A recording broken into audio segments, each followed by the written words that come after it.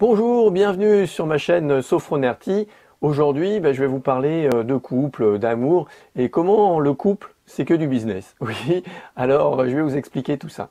Voilà, je m'appelle Olivier Combe, je suis sophrologue, thérapeute et j'accompagne les autres humains à se débarrasser de leurs peurs irraisonnées, de leurs blocages émotionnels, de leurs croyances limitantes, en travaillant sur les mémoires traumatiques inconscientes du cerveau reptilien.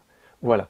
Alors pourquoi le couple et le business, c'est la même chose? Eh bien en fait, là, en amour, souvent, quand on se retrouve à deux, eh bien on passe en fait un contrat.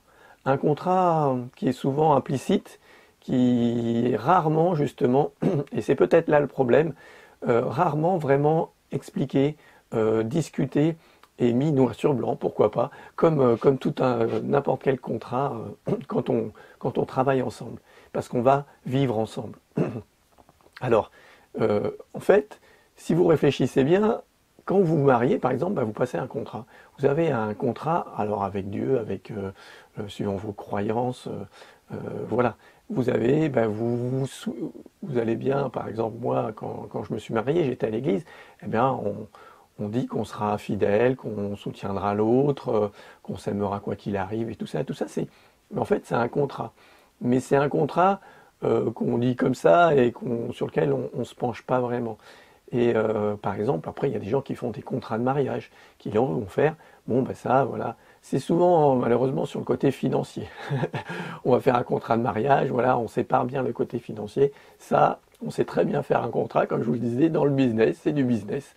Mais peut-être que ce serait intéressant, et moi je discutais justement avec une personne qui me disait, moi quand j'ai rencontré celle qui partage ma vie aujourd'hui, c'est vrai que c'était pas très glamour, voilà. Elle me disait, on s'est réunis dans une salle de réunion, et puis on a discuté, et on a mis noir sur blanc, ce qu'on voulait, ce qui était important pour nous. Et elles ont fait vraiment un contrat, voilà. Un contrat qui les engageait et sur lequel elles ont pu se baser pour dire, bon ok, là je suis prêt à m'engager, je suis prêt à faire ça, puisqu'il y a un contrat. Et c'est vrai que de discuter, malheureusement, moi je l'ai vécu aussi, on ne discute pas suffisamment de ce genre de choses. Comment on ressent les choses, comment on voit les choses. L'amour, par exemple, eh bien, on ne voit pas tous l'amour de la même façon. On aimerait bien que l'autre nous aime comme nous on l'aime, mais c'est pas forcément le cas de l'autre. Et donc de discuter de ça, de discuter, toi, qu'est-ce qui te fait rêver? Quels sont tes rêves sur l'éducation des enfants? Alors ça, souvent, ça vient après l'éducation des enfants. On en discute après, mais pas à l'avance. Sur comment tu vois l'argent, qu'est-ce que c'est pour toi être heureux, euh, qu'est-ce que c'est que justement avoir de l'argent, être riche, toutes ces questions en fait un peu existentielles. Quelles sont tes valeurs, pourquoi? Tout ça, on n'en discute pas avant. Et je pense que c'est important pour faire durer dans le couple d'avoir ces discussions à l'avance ou pendant, mais régulières aussi, parce que les choses elles changent, on change nous.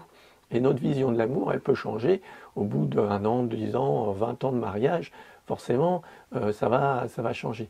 Donc, je vous propose de faire ça et d'essayer d'échanger avec l'autre et de trouver un petit peu, d'écrire ce que vous ressentez, ce que vous vivez sur l'amour, sur ces grands thèmes, sur ces grandes choses qui vous impliquent dans un couple. Alors peut-être que vous aussi, vous avez justement fait un contrat et fait ça. Dites-le moi en commentaire si vous aussi vous avez fait un contrat, ce qui étaient les valeurs importantes dans ce contrat, quelles seraient les valeurs importantes de ce contrat pour vous. Alors en fait souvent, pourquoi on ne le fait pas?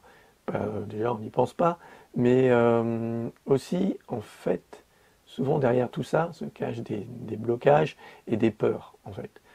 Pour moi, on est, voilà, soit on va vers l'amour, soit on va vers la peur. Et du coup, souvent cette peur, elle nous empêche parce qu'on a peur que l'autre ne nous aime pas si on lui dit vraiment ce qu'on pense. On a peur que ça change notre relation. On a peur que tout ça, en fait, qu'on soit jugé par l'autre. Et toutes ces peurs-là, elles nous empêchent justement de se livrer à l'autre, de livrer vraiment notre intimité profonde. Et ça, c'est pour moi le plus important dans un couple, c'est d'arriver à se dire les choses. Par exemple, moi, voilà, dans mon couple, c'est lors de la séparation, quand il y a eu vraiment on a pris la décision de dire bon bah ça va plus être possible. Et ben, c'est à ce moment-là qu'on s'est mis à discuter de choses qu'on n'avait jamais discuté. On n'a jamais autant vraiment discuté sur notre intimité, sur ce qu'on pensait vraiment. Alors c'était trop tard. Alors pour vous, peut-être que ce n'est pas trop tard. Alors ben voilà mon conseil, essayez de le faire. Voilà. Je vous remercie. Je vous dis, si vous avez aimé la vidéo, likez-la, partagez-la. Je vous retrouve sur mon site www.sofronerti.com pour d'autres conseils. Abonnez-vous à la chaîne. Et puis je vous dis surtout, prenez bien soin de vous. À bientôt. Au revoir.